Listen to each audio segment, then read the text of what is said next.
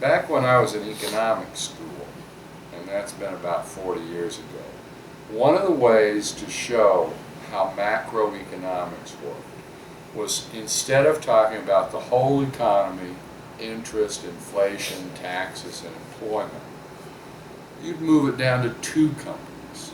This way you can actually see the effect of government action.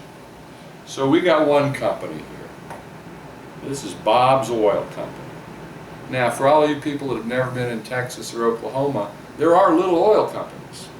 Sometimes there are family oil companies. It's not all Exxon and Chevron, but Bob.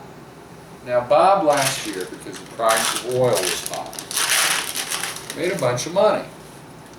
Now, what Bob wants to do is he wants to take his money. He wants to hire some more people. He wants to buy some more product, and he wants to drill some more wells to make a product that people want to have. But the government has a different idea. The government likes green energy. So they have a solar panel company. We'll call this company Solyndra. Now, what the government wants to do is to tax Bob and take his money and give it to Solyndra, so that we can have green energy and solar panels, even though they knew at the time probably that Solyndra wasn't going to work. But they give them Bob's money.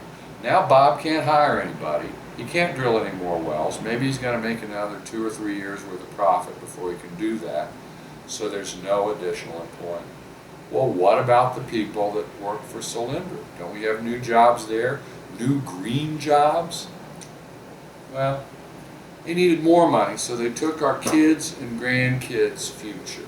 They actually had debt and said, we'll let the next generations pay for it.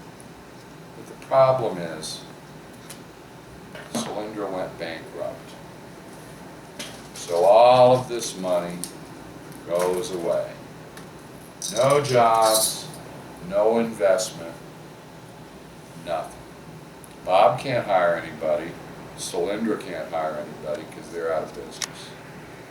Is there any question why we've had trouble creating jobs and getting the unemployment rate down in today's economy? Not really. You take from the people either by regulation or by taxes, and you give it to somebody else who's not going to make any money. And that's a recipe for high unemployment.